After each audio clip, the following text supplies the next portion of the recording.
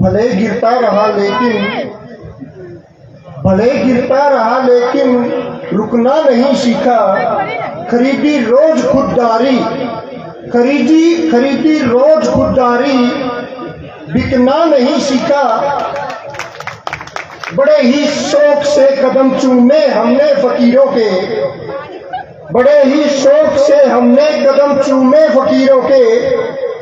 किसी राजा के आगे लेकिन झुकना नहीं सीखा। बहुत ही सम्मानित मंच, आज के हमारे इस आयोजन के राष्ट्रीय अध्यक्ष अखिलेश पांडे जी, हमारे बड़े भाई, बहुत ही अजीज हमारे साथी, आपके महामंत्री सर्वजीत सिंह जी, मेरे साथी, मेरे भाई अमरीक सिंह जी और समस्त मंच, सभी का मैं यहाँ पहुंचने पर स्वागत करता हूं, अभिनंदन करता हूं। और साथियों, में पहले दिन से,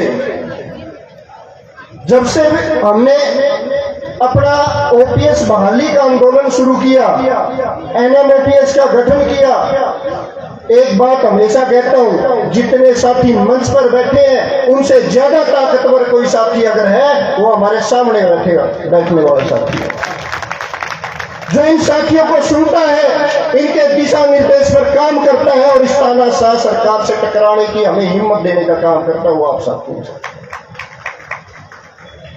और ये हमने एक बार नहीं, कई बार साबित किया। अमरीक सिंह जी हैं और हमारे जो आसपास के साथी हैं वो अच्छी तरह समझते हैं कि ओपीएस बहाली का एक ऐसा आंदोलन जो हर साथी के जहन में है, जो वहां उपस्थित थे उनके भी और जो नहीं थे, जिन्होंने सोशल मीडिया और मीडिया के माध्यम से देखा उन्होंने भी। जब हमने 11 फरवरी को 2023 को हरियाणा के मुख्यमंत्री का घेराव किया, और ये शायद ओपीएस आंदोलन का पहला आंदोलन होगा जहां पर 3 बार वाटर कैनन का हमारे साथियों के ऊपर प्रयोग किया गया, लाठी चार्ज किया गया, आंसू गैस के गोले तक दागी गए, और ये साथी गवाह बैठे हैं। उसके बावजूद भी जब हमारे साथी नहीं हटे, जो मुख्यमंत्री ये कहा करता था कि मैं कभी किसी संगठन से वार्ता नहीं करता, वार्ता करने के लिए मजबूर होना पड़ा साथी। और न केवल मजबूर हुए, कमेटी गठित करके आगे ओपीएस बहाली के लिए उन्हें आश्वासन दिया, लेकिन आखिर में निकला क्या? क्योंकि बार बार साथी बता रहे हैं कि ये पूंजीपतियों की सरकार है, ये सच्चाई है। आप इनके ऊपर जितने मर्जी दबाव डालो, आपके मुद्दे पर सहमत होने के बावजूद भी आखिर में आपसे ज्यादा पूंजीपतियों का दबाव इनके ऊपर काम करता है। और उसी का कारण है कि ओपीएस लागू करने की बाय यूनिफाइड पेंशन स्कीम, नई स्कीम लेकर आए। और मैं तो एक सवाल जरूर करूंगा सभी साथियों से, साथियों, जब आपने एनपीएस के विरोध में लड़ाई शुरू की, क्या यूपीएस के लिए शुरू करी थी? भाई जोश नहीं है साथियों में, इसका मतलब कहीं ना कहीं यूपीएस की तरफ मन डगमगा गया। यह ओपीएस बहाली के लिए हमारी लड़ाई शुरू हुई थी साथियों। मैं कई बार देखता हूँ, हर जगह पूछता हूँ ये बात कि हमारी लड़ाई ओपीएस बहाली की थी, लेकिन कई बार मुझे एक चीज महसूस होती है, हमारा हर साथी ये तो चाहता है कि ओपीएस बहाल हो, लेकिन वो गंभीरता उसके प्रति नहीं दिखाता। जितनी गंभीरता हमारे देश के उपराष्ट्रपति ने अपनी विधायकी की पेंशन लेने के लिए दिखाई है। आपने देखा होगा, अचानक उन्होंने इस्तीफा दिया, संसद महोदय बैठे हैं, उसके बाद से विपक्ष लगातार बोलता आ रहा है कि धनखड़ साहब दिखाई नहीं दे रहे, धनखड़ साहब दिखाई नहीं दे रहे। धनखड़ साहब तो अपनी विधायकी की पेंशन की एप्लीकेशन लिए विधानसभा में खड़े हैं।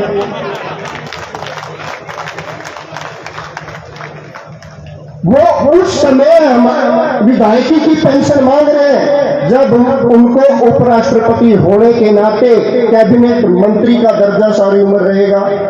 दिल्ली में उनके पास एक बड़ा बंगला होगा, नौकर चाकर होंगे, सरकारी गाड़ियां होगी, सरकारी तेल होगा, सरकारी रसोई का खर्च होगा, उसके बावजूद भी उन्होंने अपनी पेंशन को नहीं छोड़ा साथियों। और आपके पास तो रिटायरमेंट के बाद कुछ भी नहीं होने वाला, क्या आप ओपीएस के इस आंदोलन को छोड़ दोगे? और मैं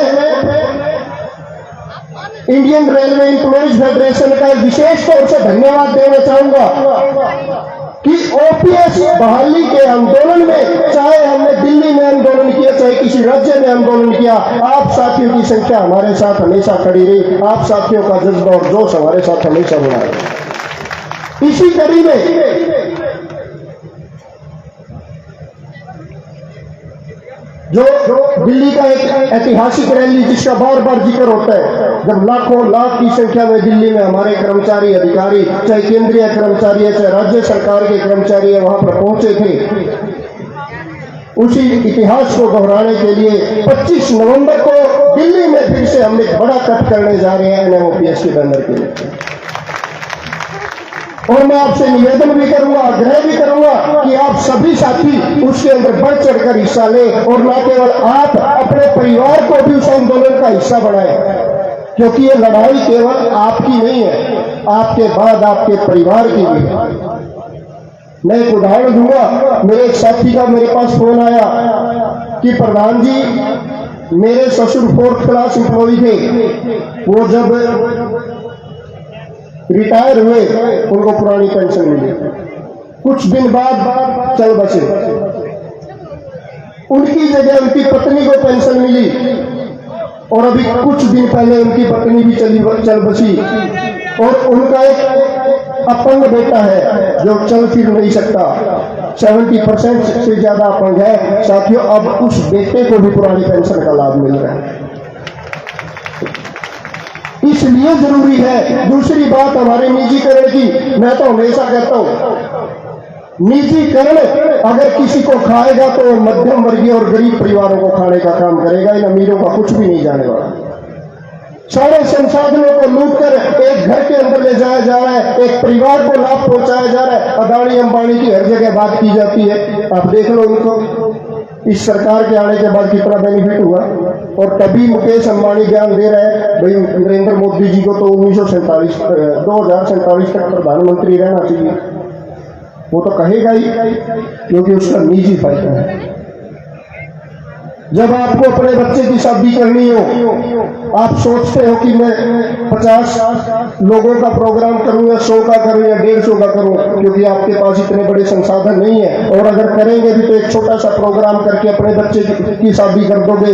ये वही अंबानी है, ये वही अदानी है जो अपने बच्चों की शादी करते हैं तो हजारों करोड़ रुपए उसके ऊपर लगा देते हैं सर, लेकिन हमारा ध्यान उस तरफ कभी नहीं जाता। लेकिन जब देश के ऊपर विपदा आती है, जब किसी समाज के ऊपर विपदा आती है, तो ये इनमें से एक भी पूंजीपति आपको देखने को नहीं मिलेगा। पंजाब की बाढ़ का उदाहरण ले लीजिए, हरियाणा में आई बाढ़ का उदाहरण ले लीजिए, मणिपुर में हुए दंगों के उदाहरण ले लीजिए, चाहे आप कोरोना काल का उदाहरण ले लीजिए। अगर एक भी पूंजीपति ने आपकी मदद की हो, आपकी मदद करने के लिए कौन आपके सामने आया? वो साथी आपके सामने आए जो पढ़ लिख कर किसी भी तरह से थोड़े सामर्थ्यवान हुए और आपके मध्यम वर्गीय परिवार का हिस्सा है। इसलिए जरूरी है कि हम अपने परिवारों को शिक्षा की तरफ लेकर जाएं, और शिक्षा के साथ साथ हम सरकारी रोजगार की बात करें, सरकारी विभागों की बात करें और सरकारी संसाधनों की बात करें। मैं देखता हूं अगर सरकारी विभागों को बचाने की कोई लड़ाई लड़ता है, वो साथी लड़ते हैं जो आज खुद सरकारी विभाग में कार्यरत है। पक्के रोजगार की मांग वो करता है जो खुद पक्के रोजगार लिए बैठा है। क्या वो मांग अपने लिए कर रहे हैं? नहीं, वो मांग कर रहे हैं आने वाली पीढ़ी के लिए। इस समाज को भी ये बात समझानी पड़ेगी कि हमारी जो निजीकरण के खिलाफ लड़ाई है, हमारी जो एनपीएस के खिलाफ लड़ाई है, यूपीएस के खिलाफ लड़ाई है, वो हमारे साथ साथ आने वाली पीढ़ी और आपके बच्चों के भविष्य की भी लड़ाई है। जिस दिन हम ये बताने में सफल होंगे समाज को, निश्चित तौर पर एक क्रांति होगी। साथियों ने 1974 का जिक्र किया, चाहे जेपी आंदोलन की बात हो, ये आंदोलन तभी उठे जब जन क्रांति आई, और जब जन क्रांति आएगी तो निश्चित तौर पर बड़े से बड़ा तानाशाह और बड़े से बड़ा पूंजीपति अपनी गद्दी छोड़कर भागने को मजबूर होगा। साथियों समय का मैं और मैं तो मन बड़ा लग रहा था बातें करने में, लेकिन हमारे और सब साथी यहाँ पर बैठे हैं, वो भी अपनी बातें रखेंगे।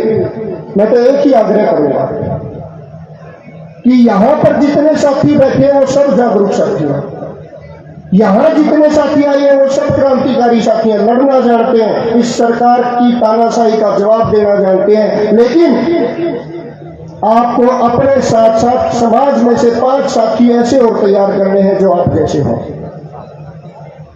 जिस दिन आप ये करने में सफल होंगे तो समझ लेना आपका जो आंदोलन है उसी दिन सफल हो जाएगा। इसी बात के साथ मैं अंत में एक बात कहूंगा कि हटकर चले वो हमसे। हालांकि एक बात और रहेगी कि आपके रेलवे के और भी कई नेता हैं, हमारे साथ भी कई बार फोन पे बात हुई है, उन्होंने हमें बुलाया भी है मीटिंग के लिए कि आओ हमारे साथ चलो, लेकिन साथ चलने की बात करके और आखिर में सरकार से बात किस चीज की करेंगे? यूपीएस की। और भाई अंदर तो मुझे पता नहीं और क्या क्या लालच मिले, लेकिन मैंने पहली बार ऐसा काम देखा है कि ओपीएस के इतने बड़े आंदोलन को सिर्फ चाय बिस्कुट के लिए यूपीएस पर लाकर खड़ा कर दिया। अगर हमें प्रधानमंत्री जी ये कहे, हमें केंद्रीय वित्त मंत्री जी ये कहे कि आ जाओ यूपीएस पे चर्चा करते हैं, तो हम कभी भी वहां जाने को तैयार नहीं होंगे साथियों। और हम तो हमेशा कहते हैं कि चर्चा की जरूरत ही नहीं है। जिस तरह नोटबंदी कर दी थी, शाम को 8 बजे आकर उसी 8 बजे आके आप ओपीएस बहाली की घोषणा कर दो, ये खुद साथी आपका सम्मान करने के लिए पहुंच जाएंगे। तो इसी बात के साथ अपनी वाणी को विराम दूंगा कि हटकर चले वो हमसे जिन्हें सर अजीज हो, हटकर चले वो हमसे जिन्हें सर अजीज हो, हम सर पीरों के साथ सर पीरों चले। धन्यवाद। जय हिंद, जय भारत। बहुत बहुत धन्यवाद वीरेंद्र अग्रवाल जी।